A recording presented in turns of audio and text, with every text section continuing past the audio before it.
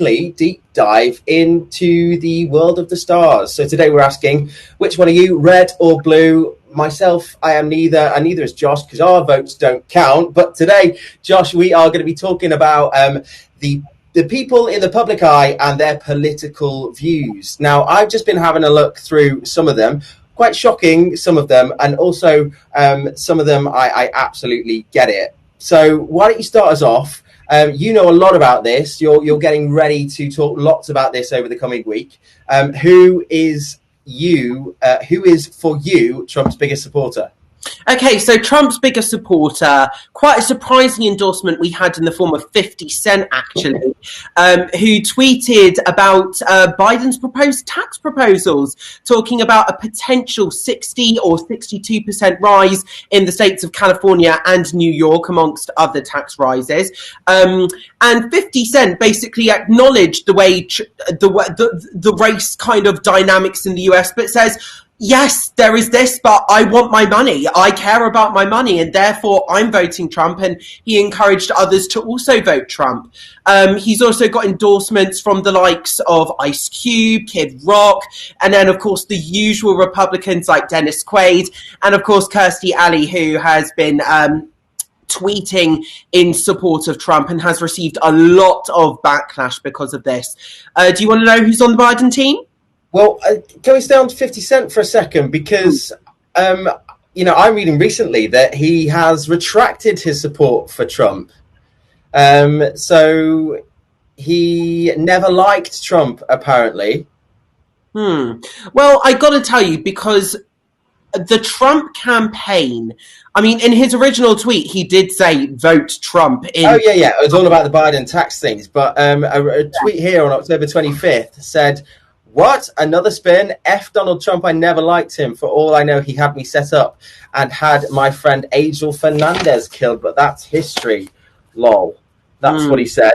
Well, so it was obviously the money issue. And I think, knowing briefly a bit about 50 Cent's past with his bank account and bank balance, I think he likes to cling on to the money, and maybe the money wasn't always there as much as we thought it was in the first place. So the money was definitely an issue for him. I was just thinking this could be a spin. He because obviously any celeb who comes out in support of Donald Trump is going to receive backlash. That is the case. So maybe he's talking about the spin, saying I never liked Trump as a person, and that's what he actually said in his original tweet. He says I don't necessarily like Trump, but I'm going to vote for him. So he hasn't explicitly said don't vote for Trump. But he's just saying, I don't like him as a person. It's another spin, because the media does like to spin things. And maybe this is a case of maybe he wants to protect his reputation well, because it's well known in Hollywood that, especially some of the actors like Dennis Quaid, who says that any actor, any conservative actor in Hollywood gets a blacklist. He gets a black mark across his or her name because of their views, especially if they evoke Trump in this case. So maybe he's trying to protect his reputation here, but he hasn't explicitly said, I retract my endorsement. He hasn't specifically said, do not vote. He's just saying he doesn't like him as a person. And a lot of Republicans that I've been speaking to over in the US say they don't like him as a person. They don't like his rhetoric. But so much is at stake for them in this election that they're going to vote Trump anyway. There are also Republicans on the moderate side who Biden actually wants to appeal to, who say, listen, I'm not voting Trump, but I will be voting for Republicans on the senator and gubernatorial tickets as well. So, there are some very interesting races and dynamics going on in the US over here. And it's interesting how the two camps are using the power of celebrity as such to further on their message. Biden wants to be that candidate who says, I can reach across the aisle. I have a record of this. Recently, Brad Pitt actually voiced an advert for Biden saying, talking about Americans and who's fought for America. Some are Republicans, some are Democrats, and most are people in between. He's appealing to those moderates who they want to reach across the aisle and say, if you're a moderate Republican who doesn't like Trump, who don't like the rhetoric, you don't necessarily like some of his social policies, then come towards us. And they're using I think that's an important point, because, you know, people aren't just voting for a person, you're voting for a party. But so that is obviously, you know, something that an American voter has to come to terms with themselves. But I wonder about the moderates, the in-betweens, because, you know, for example, if I was a Conservative voter, but I didn't have faith in the current government, the current cabinet, would I be necessarily convinced to swap sides? I'm not sure. This is the thing. It's not. There are quite a few races going on. There are senatorial races going on. There are governor races going on. There are Congress races going on. There with the House of Representatives. There are, and the presidency. So it's not just the president here that you're voting for in quite a few states. And I know a lot of Americans are probably thinking their choice for president and their choice for senator and their choice for a congressman or woman might be from a different party. You might vote for the Biden-Harris ticket, but still vote for Republicans across other party lines, across other races. This is the thing, and what's very interesting about this election, and what's very clear is Biden is very keen to use this sort of star power to say, hey guys, you know, moderate Republicans are switching over to our side. Look at Cindy McCain and Meghan McCain. Now, Meghan McCain, I'm not sure, has specifically endorsed somebody. Obviously, she said before the election she'll be very interested to see if Joe Biden will be running in the race. But look at Cindy McCain. She outright endorsed Joe Biden and the Kamala Harris ticket. She made a video, or at least participated in a video for the DNC, for the Democratic National Convention. And she's explicitly said on various TV networks that she supports Biden and that she urges people to vote for the Biden campaign. Obviously, the McCains have a lot of issues with the Trumps' families. And John McCain is revered in America, and some call him the greatest president that America never had, actually. And I think the Biden campaign are very clearly, especially with endorsements like Scaramucci and endorsements like Colin Powell, they're saying we have loads of moderate Republicans on our side here. We do have Republican endorsements, and they're very keen to push that message, especially using star power alongside of that as well. But on the star power, it didn't work for Hillary in 2016. I can't tell you how many American YouTubers I skipped through after they did a 20-minute rant on why I should vote for Hillary. Obviously, they weren't talking to me, they were talking to their American audiences. But Hillary Clinton, too, had a similar amount of star power. Maybe it was the fact, you know, that she would potentially be the first female president of the United States, but it didn't work for her then. She was ahead of the polls, just like Biden is now. Are we going to see something similar? Well, maybe we probably won't hear a result on the 3rd of November, but when we do finally get a result, once all the votes are counted, are we going to see a similar picture? And I think that's where everyone is sort of at right now. I think the people... I know I wouldn't like to place my money on what the polls are showing right now, because what happened in 2016 completely pulled the rug from under everyone's feet. Well, that's the thing with Hillary. Did the star power work? No, it did not. For example, in the last night of the election in 2016, they had Beyonce and Jay-Z perform at a rally in Philadelphia. Of course, that made absolutely no difference. Biden still has the same star names like the Jennifer Anistons, the Leonardo DiCaprios, the Tom Hankses, the Katy Perrys, the Miley Cyrus. Biden also has that. Hillary had it as well in 2016. It didn't work. And she actually received a lot of criticism for only focusing on that kind of national level. And even though she could win the popular vote, you know... Just got a comment here from Pablo de la Hoya saying in 2016 voter turnout gave the election to Trump. And what you're saying, you know, that is the case. You know, she didn't do as much grassroots campaigning as Trump did, but that's what maybe we're seeing differently, especially with the likes of the AOC going on Twitch. You know, this whole get out the vote campaign, which you know, I think probably the blue side of the American political system has realized their major shortcomings in 2016 and are probably doing their best to correct this time round. Well, absolutely. But also we have to remember how Twitter at times is very much for young people. And as we know, younger people are more likely to vote for Joe Biden and the Kamala Harris ticket. So therefore, the stars and they're kind of, I wouldn't say preaching, but in their messaging online, the question is, are they encouraging people that are already going to vote? And therefore, are they spruing their message into an echo chamber? That's also a question that might be happening and that's a question that we will have to ask ourselves, because are they preaching to an audience that is already going to vote for Biden, that has already made up their minds in the same way? Because we do have to remember, these stars did try and get the vote out for Hillary Clinton. With any election, there's always going to be stars online saying use their voice. And they did it in the exact same way in 2016. And Hillary Clinton did win a lot of young people, but she didn't win the Rust Belt states, and that was what counted.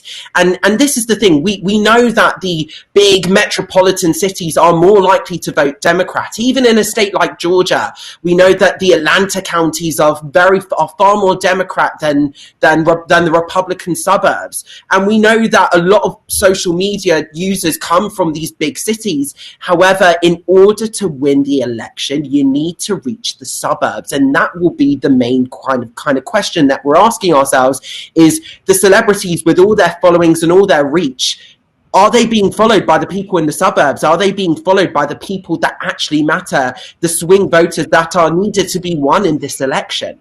Well, you mentioned suburb. Donald Trump very recently famously made a plea to the women of the suburbs, which was picked up in an ABC interview. Now, he didn't like that was brought up, but Donald Trump claims to have saved the suburbs. But did he? Well, this is the thing. There are a lot of towns in middle America that previously were dead zones, practically, during the Obama years, during even the Clinton years, during the W. Bush years, during the H.W. Bush years. And Donald Trump, some of these people in middle America are saying that Donald Trump has made their town thriving again by bringing the factories over to states like Nebraska and some of the southern states and some of the states in middle America. And that's kind of what Trump is emphasizing. He's emphasizing how he wants to bring jobs. Obviously, there have been so many videos with I'm not sure if you've seen them, the Make America Great Again hat videos, where they're showing Trump at these rallies going, we're bringing jobs to America, and then they take off these Make America Great Again hats and it says Made in China on them, which is quite interesting.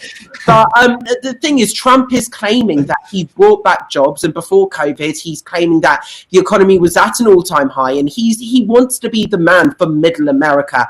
And he keeps on saying, I brought jobs back to Minnesota, I brought jobs back to Pennsylvania. We did so well in Michigan beforehand, and those are the states that matter here. Well, the economy is the flag that he keeps on waving, the drum that he keeps on beating. And to be fair to the guy, the record in employment, there was quite a significant bounce back. But Pablo, in the comments, has very kindly pulled us some numbers. So total early votes, 75,009,142. In-person votes, 25,565,668. Mail-in ballots returned, 49,443,474. Ballots outstanding mail-in, 42,408,000.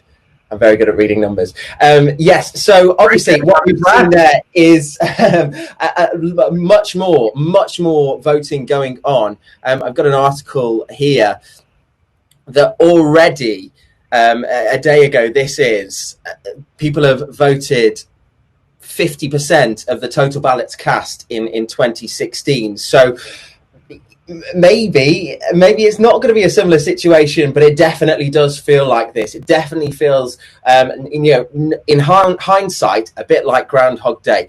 So we've touched on 50 Cent. said he was voting for Trump, later retracted almost his endorsement, said he didn't like him. Another person who has beef with the president, with the Donald, whose head is slightly cut off there, so I'm just going to change the view, and he's right next to you there, Josh, is Arnie. Now, Arnie's big issue with Trump is climate, am I right? I mean, climate amongst other issues, Planned Parenthood, just kind of his social policies in general. Arnie is a well-known Republican. He was the former Republican governor of California.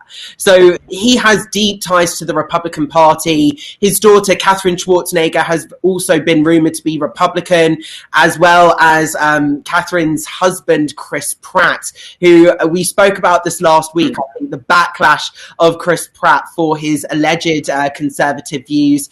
These guys have made it clear that they'll be voting for Biden and Harris within it this time around. And I think this is once again just trying the Biden campaign are running with this message of these moderate Republicans. It just goes to show the moderate Republicans switching over to the Biden-Harris campaign. But that's the thing. I think when you have names like Arnold Schwarzenegger and also Dwayne The Rock Johnson, Dwayne The Rock Johnson has very much been rumored to be Republican in the past. And he's never endorsed a presidential candidate until this year, where he's endorsed the Biden-Harris ticket. So once again, we're seeing these moderate Republican celebrities in their droves endorsing the Biden-Harris ticket, which is very interesting. Well, let's keep on Schwarzenegger's for now, and let's touch on Chris and Catherine. So Chris, you told us last week, didn't take part in the Avengers sort of promo for Biden that was happening. But wife Catherine has very publicly told the American electorate that they should get Trump out. Yeah, exactly, and a lot of these moderate Republicans really disagree with Trump's social policies. I know Trump's stance on the LGBTQ community hasn't exactly been ideal for Americans, to put it lightly. And that's the thing. I think it goes down to social policies, and this is where Republicans are kind of thinking, where they're kind of swaying here. They're like, do we go for the economic policies that we believe in, or is there a real social dilemma here? But what's very interesting is the Trump campaign are very keen to appeal to young black voters as well. And, you know, there's a very interesting situation going on with Kanye West at the moment.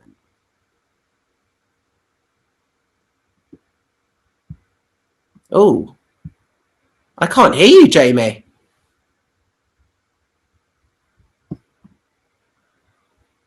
I don't know what's going on. Jamie, I can't hear you.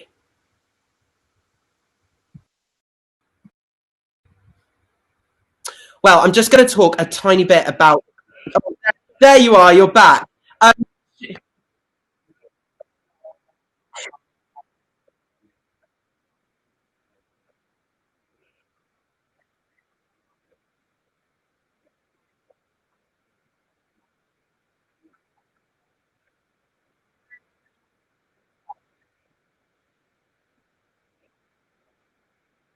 Of course, there are people like Mark Ruffalo and Robert Downey Jr., who are well-known Democrat voters, and of course, they've put their support behind Biden. Exactly, and I think a lot of celebrities who might be wanting to vote Trump are keeping quiet in this election. It's very interesting to see that despite her husband running to be president, Kim Kardashian West is refusing to endorse any candidate in this election, which is very interesting. She obviously has ties with the Trump administration. She's been working very closely with Jared Kushner and Ivanka on criminal justice reform. She's visited the White House. She's met with Trump. She's been at conferences and she's been speaking. We know that she's training to be a lawyer. But her work in criminal justice, she has to speak with the administration that's in power now. So I don't think she can read into any support. And what she has, she's made it clear that she's willing to work with any administration for reform. Yeah, because I think it transcends who's in office. Absolutely. The American justice system, I think. But we do have some clues there as well, because obviously her first big, well-known case that she worked on was obviously getting the clemency for and subsequently the pardon of Alice Johnson, who was a non-violent drug offender sentenced to life in prison. Kim thought this was very unfair and campaigned to get her released. She did so. They still keep in regular contact, and very interestingly, Alice Johnson was one of the star speakers at the RNC this year at the Republican National Convention, and obviously with Kim having ties to Jared and Ivanka, you know, one could assume which way she's going. Also, besides the fact that she's not putting her support fully behind her own husband. She's saying, I'm not endorsing any candidate. If she come out and support Trump, that might also ruin her reputation. So the fact that she's saying she's not going to vote for, she's saying, I'm not going to publicly endorse any candidate. Could that be a sort of an inkling that she'll vote Trump? I'm not sure. You can read into that omission maybe. But so with Kanye as well. So that's the debate that we've been seeing, especially after Chris Pratt. You know, there was this whole sort of rebuttal to the backlash. You know, it's not up to celebrities to be overtly political. And then Twitter was awash with examples of people in the public eye, celebrities, Hollywood stars who were politically vocal. But still, I think Kim is handling it in a way that probably I wouldn't want to necessarily influence someone's vote, because I probably, you know, I wouldn't trust my intentions. I wouldn't maybe know how my voting position would affect their lives. So I think she's probably doing it in, I think, the most admirable way, asking her 190 million Instagram followers to go out to vote because they have the power to change their future. That was the quote, you have the power to change your future. I think that's probably the best way to do it, because then that I don't know, is it that powerful though if she's not sending an incentive, a message with that? If she's just saying vote, will they act accordingly? I hope so, but then just what I would say is the stats on early voting show that the country as a whole is incensed to vote. They want to vote. And this is on both the Republicans and the Democrat sides. We are seeing both sides here really incensed. Both sides think that so much is at stake in this election, and arguably it is for both sides. So this is the thing. We're seeing a lot of early vote, and the celebs encouraging their fans to vote is not necessarily encouraging them to vote one way or the other. That's very interesting, because they're just saying get out and vote, make sure you vote, because as we all know, if you don't vote, you can't moan. But I think that's the thing. They just want their fans to vote, and especially with Kim, it's the standard kind of line, vote, you have the power to change your future. That's a very standard line just to get people out there to vote. Now, that might get Democrats out to vote. That also might get Republicans out to vote. All we know is that they're trying to get as many people out to vote as possible on both sides. They want as big of a turnout as possible. I think we're definitely seeing that they're absolutely getting that. But let's stick with Kim Ye. Because you've mentioned Kanye before. Very interesting situation going on with him. Quite a notorious now notorious video on Twitter, which we'll play in just a second. But so I was listening to the Joe Rogan podcast. Kanye was on there talking about why his reasons for running to president, why he decided to run for president. And a comment threw me off there. Nice looking, said Don Elsie. So thank you, Don. I'm not sure which J you were going for then, but I'll take the compliment. It definitely threw me off. I'll take it as well. Thank you. We'll both take it. Anyway, so Joe Rogan couldn't really get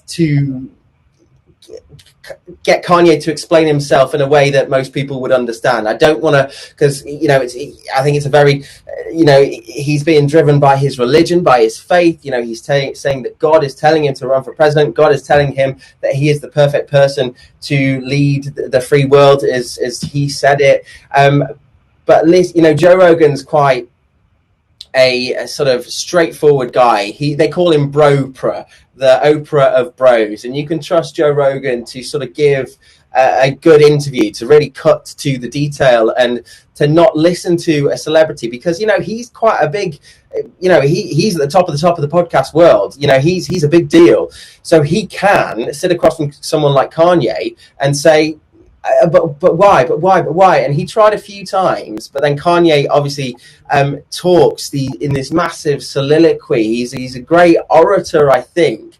And he was able to sort of talk about, the churches and universities that he wants to set up, that he wants to fund himself. But we didn't really get, in the course of that interview that was several hours long, to the core, I think, of what his intentions for running were. And I don't think it's about his ego. From listening to that, I was quite surprised, to be honest. Well, to be honest, I actually wasn't, because as you said, we didn't quite get to the core. And you would expect that if someone wants to run for president, for example, Joe Biden, when he says he wanted to run, he was incensed by Charlottesville and he went on the attack against Trump. Kanye hasn't done this. Kanye hasn't gone on the attack for Trump, the attack of Trump, and that's what I think is so telling. What's also so telling is the facts surrounding Kanye's candidacy. So what we know is that some Republican Party officials have actually reportedly been not only pushing Kanye, but have actually been facilitating him to try and get on the ballot in some swing states, especially in Ohio and especially in Wisconsin, to try and take some of the vote away from Joe Biden. This is also the case in Colorado and Arkansas. Now, let me just explain some facts here for you. So the GOP lawyer, Lane Ruland, who previously represented the Trump campaign in a local lawsuit in Wisconsin against a local TV station about negative ads, you can only imagine, but she represented the Trump campaign on a local level. She has actually been seen dropping off signatures to an electoral commission office in Wisconsin for Kanye. Also, in West Virginia, one of the main points of contact for Kanye's campaign is Greg Keller, who once ran the American Conservative Union and also has strong ties to Trump campaign operatives. In Colorado, Rachel George, she's a well-known Republican operative. She was sending emails to Republicans to try and serve as electors to get Kanye on the ballot. So what we have here is we have well-known Republican officials and Republican operatives facilitating Kanye's campaign on the ballot. Now, let's look at some of these swing states. Let's look at Wisconsin. Trump won Wisconsin in 2016 by 20,000 votes. However, there were just over 30,000 write-in votes. Now, we know that Kanye is not on the ballot in all of these states. We know that for a lot of the states, he's encouraging people, especially in his messaging, he's encouraging people to write him in. So what I think the Trump campaign are really hoping for is they're hoping for a lot of young black voters, or maybe even just young voters in general, to write in Kanye's name to try and take that vote away from Joe Biden. Now, what's very interesting as well is recently Kanye was in Colorado and he met up with none other than Jared Kushner, who was also just happened to be in Colorado as well. Jared was very complimentary about Kanye, and Trump has also been, rather than you would think anybody running for president is technically Trump's opponent here, you would think that Trump would treat it as a joke. He's not. He's saying, I like Kanye very much. And he's made some other tweets as well. There were some articles saying how I've been talking about this strategy about Kanye trying to appeal to young black voters. Trump retweeted it, actually saying, yeah, this shouldn't be hard. So we know that Trump and Kanye are on very friendly terms here.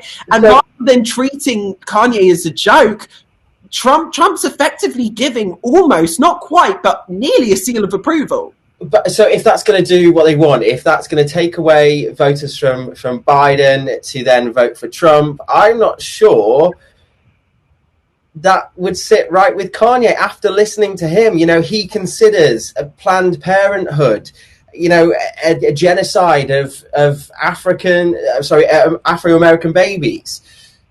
Well, this is the thing, but that's in line with Trump's policy. Trump, yes. Trump is Trump. So listening to Kanye, listening to, so he what did he call? He called the vaccine like the mark of the beast. He's got this sort of view. He's very sort of against a lot of things that I think probably Trump does support. Okay, yes, with the sort of Planned Parenthood angle, but I think there's a different intention there from the two people, and I'm not sure that. I feel like Kanye is being used in this situation after what you just said. Well, maybe he is being used. What we also do know is after the 2016 election, Kanye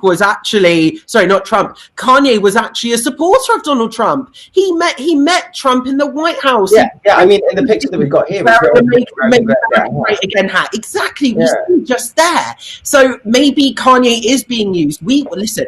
We don't know fully what's going on behind the scenes, but what we do know is that Republicans are enabling Trump to get on the ballot. They are supporting and facilitating his campaign. And we know that Trump himself is, and some of his close circle of people around him, such as Jared Kushner, is being very complimentary. As well, we have Kim Kardashian, his wife, who also has a lot of close ties to the Trump administration, who has worked a lot with them, particularly throughout the past year. So we have what I'm trying to get at is we have a very interesting candidacy here.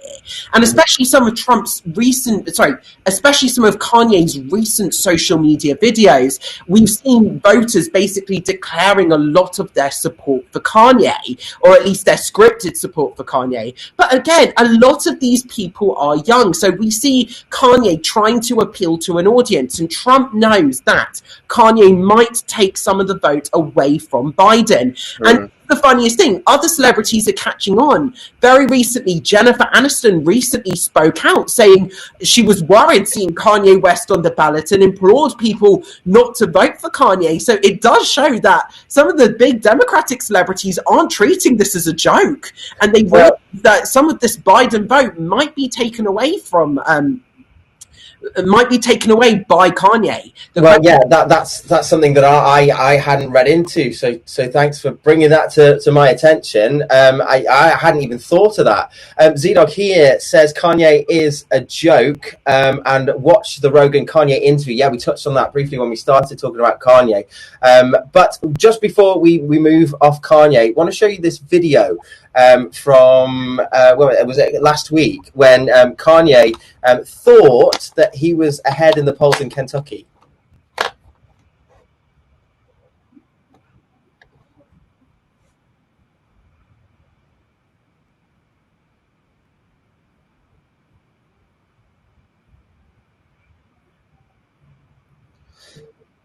So what Kanye was referring to there were some sort of test polls. They weren't real, they were invalid, and later reporters came out to sort of support the idea that he was reading null and void information there. So I mean, it's I don't know. I think I've got a bit of a soft spot for Kanye. I know lots of people don't like him, but I don't know. I just feel like the world just doesn't do him right sometimes, and I think that's a classic example of that. A bit of a face and palms scenario. What I will say is Kim Kardashian West, his wife, has urged the media to show him some compassion. We know that he does have bipolar disorder. We know that he goes through a lot of episodes. We've seen it over the past year. Some of the claims he made against Kim were absolutely wild, claiming she had an affair with rapper Meek Mill in a hotel room, and he was talking about the fact that he actually originally wanted to abort his first child, and he was making so many outlandish claims. And Kim Kardashian West has said, show him some compassion. And that's, I think, is important. Whether he's seen as this delusional joke idiot, I mean, of course, by a lot of people, he is seen as that. However, his candidacy is it's out there. It's It seems to be thriving in the sense that people are going to vote for him. I expect he will get a bit of a vote. Not sure how much, but he will, I think, get some votes. I imagine a disenfranchised electorate. I feel that way sometimes here in England, and a celebrity that I, like I just said, have a bit of a soft spot to, definitely respect it in a way. If someone like that was there, and I wasn't necessarily that politically engaged, maybe that would secure my vote. And can I just say, you've just put it in one. You are the sort of voter that actually Kanye would actually try and would try and appeal to, a young voter who's disenfranchised, who vote for Trump. If you were in Michigan, Wisconsin, Ohio, Pennsylvania, even better, and you would vote for Kanye West, and boom, you would enable Trump to take the White House, because the Biden campaign would be counting on your vote. So, well, Fox hasn't got my vote. He's not the sort of celebrity candidate that I would vote for back in England. Let's leave Kanye. I think people in the comments are getting a bit sick of Kanye talk. Let's touch on Kirstie Alley, shall we? So you mentioned her before. She tweets incessantly about support for Trump. Just an hour ago, rambling on about alligators in her garden and let's make Florida a red state. So sort of a lifetime Republican, now very much behind the current president. Absolutely, and she's received actually a lot of backlash because she recently said that she's confident in Trump's leadership. She feels comfortable with Trump's leadership.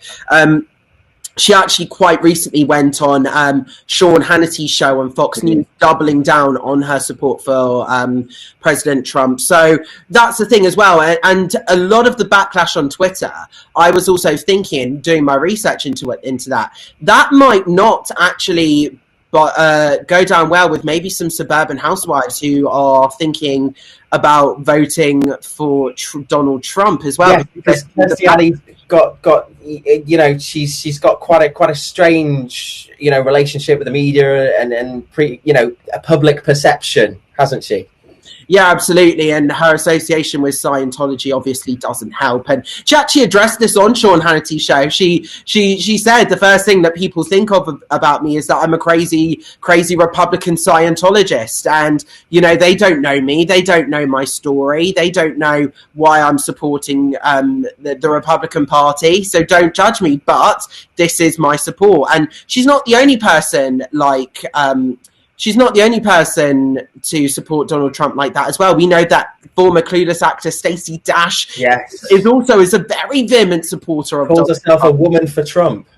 Exactly. She's got that in her bio. She's taken pictures outside the White House wearing a MAGA hat or a t-shirt.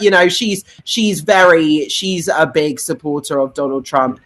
Also, what's very interesting as well is some of the names from WWE, maybe like that might not publicly declare their support. With what they say is WWE is a bipartisan company. Yes. Recently, they did a video montage of their years of WWE and. Of course, Donald Trump is a WWE Hall of Famer. They did a lot of footage, and I've seen a lot. I've just had flashbacks of seeing it all there. I completely forgot about all of that. And we know that Donald Trump shaved Vince McMahon's head once at a WrestleMania. He is a WWE Hall of Famer.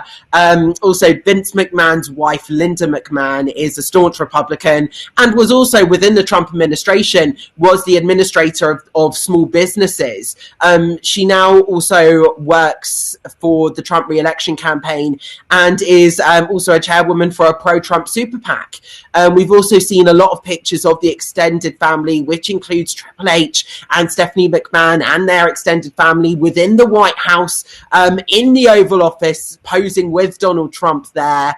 And that's the thing. We're seeing a lot of these celebrities. John Voight as well, father of Angelina Jolie, staunch Republican, voicing his support for Donald Trump. UFC President Dana White actually appeared at the RNC this year. Now, actor James Woods, he claims that there's, as I said, a bit like Dennis Quaid, he claims there's a blacklist of conservatives in Hollywood. And very interestingly enough, which kind of feeds into the Trump campaign's messaging of again these young voters like 50 Cent, Ice Cube. We see Isaiah Washington, who is black, and he was in Grey's Anatomy. He actually left the Democrats in 2019 and also voiced his support for Donald Trump, which is very interesting. But then I also do want to go back to the point I was talking about earlier about moderate Republicans, because I want to talk a little bit about Jennifer Lawrence. Yes, going to bring her up now because obviously she has spoken quite openly how she voted for McCain. She grew up in a Republican household, but it all changed for her when Trump came into office. Well, what she says is throughout Obama's presidency, things began to change from her, and she realized by voting Republican, she was effectively voting against her own rights. And then when Trump came into office, yes, she said it completely changed, and now she is a proud Democrat. But it does show, again, the Biden campaign's kind of point about these moderate Republicans. They want to create this image of moderate Republicans flocking in their droves to the Democrat side to vote for them. And that's the very funny thing. Jennifer Lawrence, as you said, grew up in Kentucky, solid red state. She even says that when she was growing up, she appreciates the fiscal responsibilities of some of these Republican economic policies as well, and she has an appreciation for that. And she also said that she's very grateful for her upbringing, so she does have Republican roots in her, but she's saying she disagrees with Trump's social policies. Now, what is very interesting also about Jennifer Lawrence is she works for a company called Represent Us, which is a bipartisan company, which also has on its board both Republicans and Democrats. And this is an anti-corruption sort of company as well. So we do know that Jennifer also, a bit like Kim Kardashian West, has the ability to work in a bipartisan way. We do also know that Jennifer Lawrence is actually very friendly with the Kardashians as well. She's frequently she said it's well known that she's frequently visited the Kris Jenner's house and has got drunk with them. There was a very famous interview where I think she was filling in for I think it was Jimmy Kimmel she was filling in for, where she's great, isn't she? Yeah, and she interviewed Kim Kardashian West. So Jennifer Lawrence is a very interesting case because we see someone that grew up Republican, that came from a deep red state such as Kentucky, and said that she's grateful for that upbringing and she appreciates the policies. She works with Republicans in a bipartisan company, but she is now a proud Democrat because of Trump's social policies. But here's the thing. You don't have to pick a side and stick to it. You can go in between. I don't know. I feel that maybe that's the way that I've always felt about politics and policy. That that I don't have to pick my side and stick to it for the rest of my life. Renegade Falco here says, who takes celebrity political opinions seriously? Well, I think what we've seen is a lot of celebrities attempt to exert their influence on the electorate. I don't think it's necessarily opinion. It's whether or not celebs are using their following to mobilize their own vote. And I think that's important because the Democrats seem to think that Hillary Clinton didn't lose votes to Trump. People just didn't show up to vote. That's what they are convinced happened in 2016. And that's why there is such a big initiative. And they're using all the star power in the world to try, or at least all the star power that's on their side. I shouldn't say in the world, but using all the star power that is on their side to try and mobilize votes. What we know is both Republicans and Democrats are incensed. We're seeing a huge early voting. We're seeing huge numbers of mail-in votes and we said in-person early early voting here. So it's very interesting, but I don't think it's necessarily about political opinion as such. It's about whether or not either campaign can use this sort of messaging to try and further their agenda, further their message, and whether or not they can mobilize the vote. And I think the Biden campaign is clearly running with this message and using the star power of people like Jennifer Lawrence, people like Cindy McCain, people like Arnold and Catherine Schwarzenegger to try and push their message of they are the party of the moderate Republican as well as the Democrats.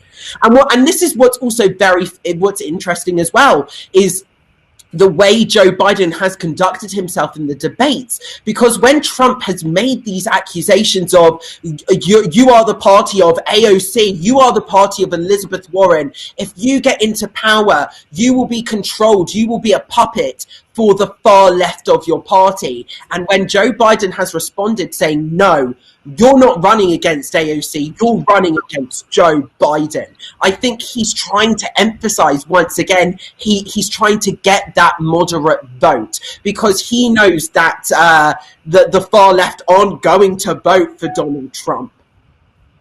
Yeah. So now we've got a few minutes left. So I want to bring this person up. So you mentioned him when we were chatting about who we wanted to talk about, and a complete wild card for me. This guy, what's he got to do with the American election? Well, I was going to say, this isn't so much the American election, but it's a big story happening at the moment in our own country, because we've spoken so much about the US election. I think it's only fair that we give our own country a bit of thought and a bit of discussion happening at the moment. Talking about a certain BBC documentary, or should I say, an documentary that will be airing on the BBC. Yes. So it didn't make reference to his victim. Well, no. It made reference to Reva Steenkamp, but it never actually mentioned her by name. And a lot of people have taken issue with this because... Did they have to? Well, I mean, this is a documentary that is glorifying the first half of Pistorius's life, and is effectively glorifying him and his accomplishments and his achievements and what he represented for South Africa until that very tragic murder. And I think that people are concerned that this is an over glorification of Oscar Pistorius, because they're not giving enough or significant memory to Reva Steenkamp, who was the victim here. We do know that this was a murder and has been treated as such in South Africa. We know that Oscar Pistorius is currently in prison serving a sentence for this. So, and that's the thing. I think people are concerned about, especially women's advocacy groups. I know on a speech radio station last night, Nicholas Thorpe, the well-known Coronation Street actress, she is a women's activist, and she was speaking to a very well-known presenter called Christo Fufas about women advocacy in a lot of cases, and they weren't talking specifically about Oscar Pistorius, but there is, I know a lot of women's rights and women's advocacy groups have taken issue with the fact that Reva Steenkamp wasn't mentioned by name. She was only strongly alluded to, and people were focusing on the effects that this had on Pistorius, and not necessarily, and the wider implications on South Africa, and saying how he's the O.J. Simpson of South Africa, but they're not remembering her. And I think this is a trailer. Fair enough. There's an argument to have there, and there's a discussion to have there. And the BBC's removed the trailer, but we haven't seen it yet. I think I would hate a world where editorial decisions are judged by how the public would perceive them, but what I'm really scared of is the fear of the fear of someone being cancelled because they didn't do something which everyone expects. And I think there's a bit of bandwagoning going on here, maybe, because to include. And I mean, I haven't seen the trailer. I haven't seen it. I'm going to put that out there. Was Oscar Pistorius' name all over the trailer? Oh, absolutely, and Right, okay. and pictures and images of him doing incredible and his incredible achievements at the Olympics were all over the trailer. And the way the incident was referred to was kind of in the same way that people look at O.J. Simpson.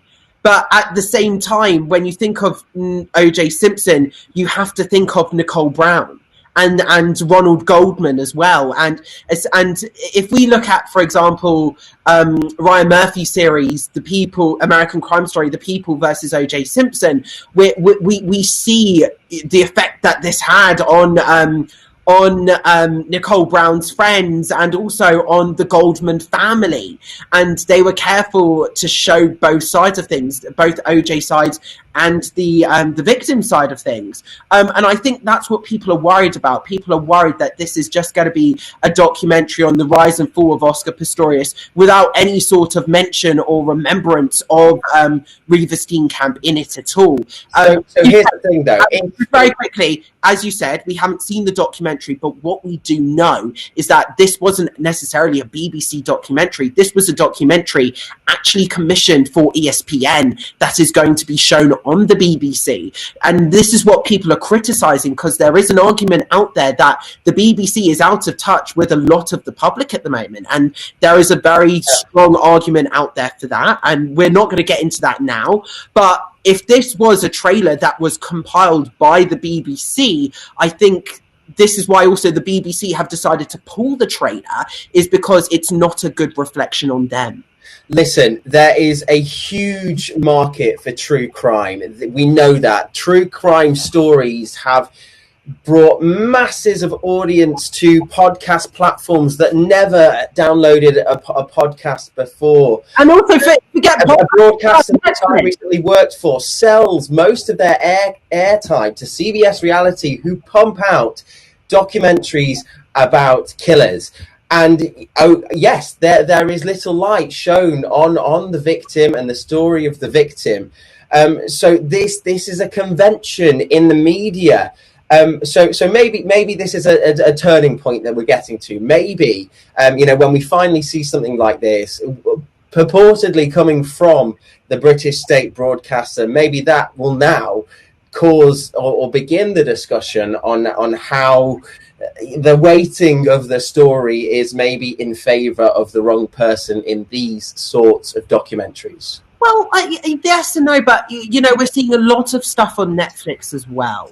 We're seeing a lot of new documentaries come out on Netflix, which I've been watching them. There was this one about what state was it in America? Watts family. It was pardon? American Family Next Door, Chris Watts.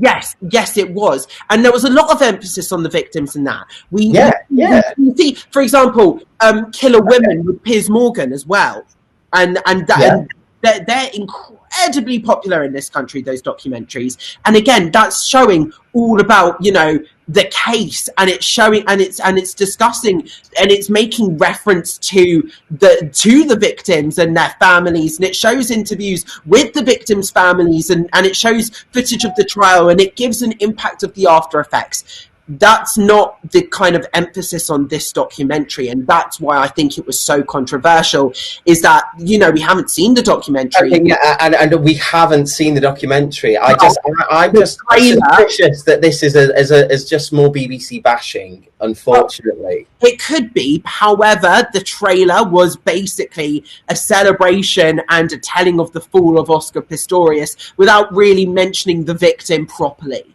And okay, so we've got to let this play out, I think, because what has a trailer got to do? It's got to get an audience sitting ready to watch it, or to stream it or whatever. I don't know. I think this outrage is okay. Yes, there's a point here. Okay, maybe they could have included some of Reeva Steenkamp in the trailer, but I think this is slightly misguided, a little bit, because I think we've got to wait to see the documentary. Then, if the documentary doesn't give weight to Reeva Steenkamp, doesn't show the story in what we'd hope, an adequate an adequate weighting of the documentary to be on the effects of the horrific story, which, admittedly, I don't know a lot about right now. So it's going to be something that I'll watch. So I think we've got to watch it play out. And maybe I'm ill-informed with my position on this, but that's where I am right now, essentially. Well, all I will say is there is a lot of buzz about this documentary, so it may not be the best press for the BBC. However, we do know that people will be tuning in to watch this documentary, so they have created enough hype, and we do know that people will be tuning into the BBC in order to watch this documentary. So, in one way, there is a kind of job well done in that element. I'm just flicking around on the internet. Maybe I'm coming up with something. If this documentary was appearing on CBS Reality, let's say, where the home of sort of trashy, almost pornified serial killer, murder porn, let's call it, would people have had the same reaction? Are we sort of, Auntie BBC putting out something like this? Maybe that didn't sit right with people. Well, I think this. Remember, this was a documentary not commissioned for that, but was commissioned for ESPN, and it's showing a lot about Oscar Pistorius and his achievements and what they meant to South Africa at the time, and it's a historical perspective on that. So, listen, we could do the what if, what but this, but that. Let's look at the situation. Let's analyze, the attitudes that could be. But if we look at the facts here, this is a documentary looking at and effectively glorifying the legacy of Oscar Pistorius and what he achieved in that way, from a sporting perspective. And that's what I think people are not happy about. It's giving so much weight to what he meant and the symbol of what he was before this murder, and then it shows how people were split after the murder. And that's what I think people are taking issue with. It's the fact that, this isn't this doesn't appear to be some trashy reality documentary, some true Hollywood story type stuff. This is a documentary showing Pistorius's achievements and his rise and his fall. And I think people are worried that this is going to be just a total and utter pro Oscar Pistorius. Let the public see him and the glory that he had beforehand, and he's going to be seen as this O.J. Simpson-like figure that people should feel sorry for, rather than the actual issue of remembering Reeva Steenkamp. Well, I'd be very surprised if the BBC were to put on a sort of an image plaster for Oscar Pistorius, but I'm very excited to watch it now. Very, very looking forward to giving that documentary is a bit of a speciality for me. It's what pretty much the academic part of my whole university degree was about. So when people are up in arms about something, I'm very intrigued to maybe hold or give a bit of time to the alternate view there. So maybe that's something that we'll return to on another Wednesday in future. But alas, it is 10 o'clock.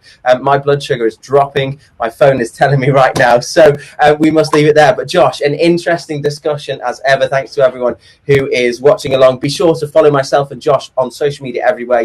Little handles have been popping up, and make sure to follow us too on Haps. Josh, anything else to say before we say goodbye? I just want to say that tonight you are absolutely glowing. Glowing instead of shining. It's better lighting, let's put it that way. Well, we definitely took a bit of flack in the comments early on, but thanks guys for tuning in, and as always we'll be back next Wednesday with some more stuff to get into. I can just say very quickly, after the next time we broadcast on Wednesday, election day would have been passed. But does it even matter this year with all this early voting? Are we going to hear a result on next Tuesday? I'm not sure. I'm not sure either, but we'll have to wait and see. But guys, thank you so much for tuning in. I've been Josh Rom. Follow me on social at Josh Rom on Air on Facebook, Twitter, and Instagram, and even on YouTube as well. That's it. Go check him out. Lots of celeb stuff on there. All Josh's Rebecca content. I watched, by the way. I enjoyed it, but not as much as maybe Josh did. But there we go. We'll leave that one there for this Wednesday. See you next week, guys. Bye.